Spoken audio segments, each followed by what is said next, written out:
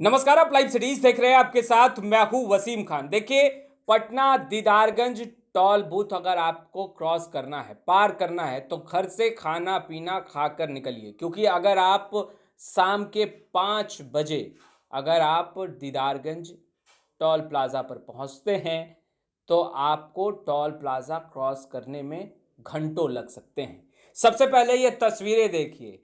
यह तस्वीर Didarganj toll plaza की है, जहां गाड़ियां कतारबद्ध होकर खड़ी आपको दिखाई दे रही होगी।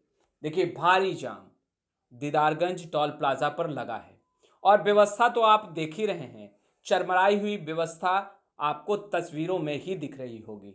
देखिए, एम्बुलेंस का सायरन भी खूब घनघना रहा है, मगर सुने तो सुने कौन, क्योंकि दीदारगंज टोल प्लाज़ा पर गाड़ियों का रफ्तार थम जाता है, गाड़ियां रुक जाती हैं, ट्रैफिक जैम लग जाता है और समस्याएं उत्पन्न हो जाती है। और समस्याएं इस कदर उत्पन्न होती है कि गाड़ियां घंटों खड़ी रह जाती है। हमने असिस्टेंट मैनेजर से भी बात करने की कोशिश की, मगर उन्होंने जो बयान दिया है और जो बातें कही हैं बेहद ही चौंकाने वाली है। कंपनी सभी को भगा रही है। क्या कारण है कंपनी सभी को भगा रही है? तस्वीरें तो आपने देखा ही। अब जरा असिस्टेंट जो टोल प्लाजा दीदारगंज के मैनेजर उस पद पर कार्यरत थे, हालांकि उन्हें भी एक लेटर प्राप्त हुआ है। वो लेटर कौन सा है?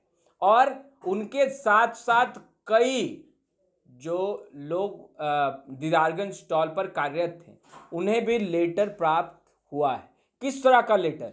देखिए, एक तो लोग परेशान, दूसरा यात्री परेशान, तीसरा वाहन खड़े। नियम भी है कि देखिए, ज़्यादा वक्त तक आप टोल प्लाजा पर वाहन को खड़ा नहीं रख सकते हैं।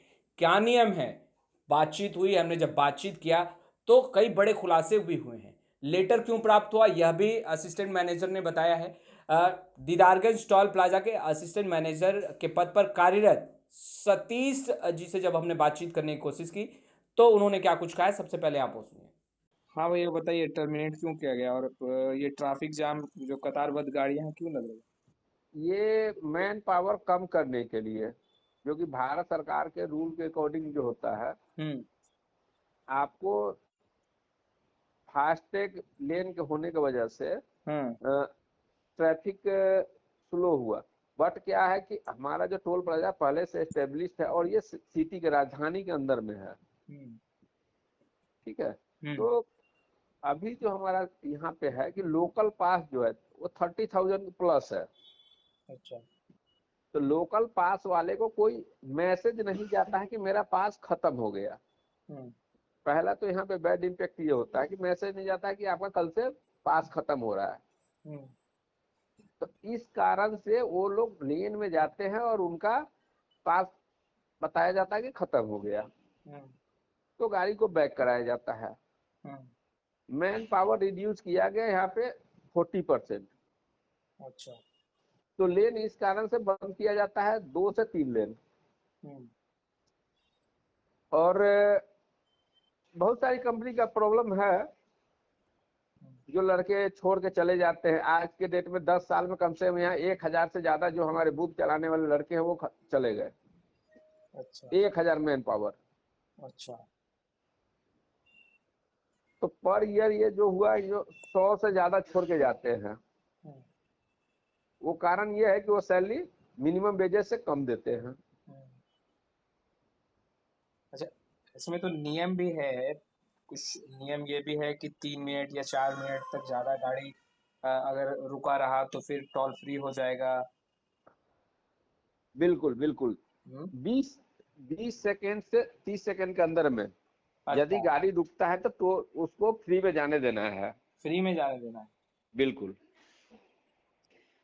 तो ठीक। वो यहाँ क्या है कि बिहार में लोग इतने ऑनेस्ट हैं कि हम्म। वो फ्री का कभी डिमांड करते नहीं है। हम्म। वो पे करके टोल जाते हैं। लेकिन कंपनी की तरफ से ये जो प्रोसीजर अपनाया जाता है कि हम्म। हमें पैसा सबसे लेना, हम घाटे में चल रहे हैं, हम्म। तो रूल सरकार का होता है, हम्म। लेकिन ये सरकार का रूल फॉलो करते ही नहीं है। ठीक। ठीक है। और ये मैन पावर जो है रूल के अकॉर्डिंग भी नहीं रखना चाहते हैं, इस कारण से हटा भी रहे हैं। अच्छा, मैन पावर रूल के अकॉर्डिंग ही नहीं रखा जा रहा है, आप नहीं ये रखा जा रहा है। 10 साल में किसी कंपनी में जहां 105 एम्प्लॉई हो, वहां पे 1000 छोड़ के जाना हर साल। आप कब से कार्यरत हैं? 2015 2015 से। Date of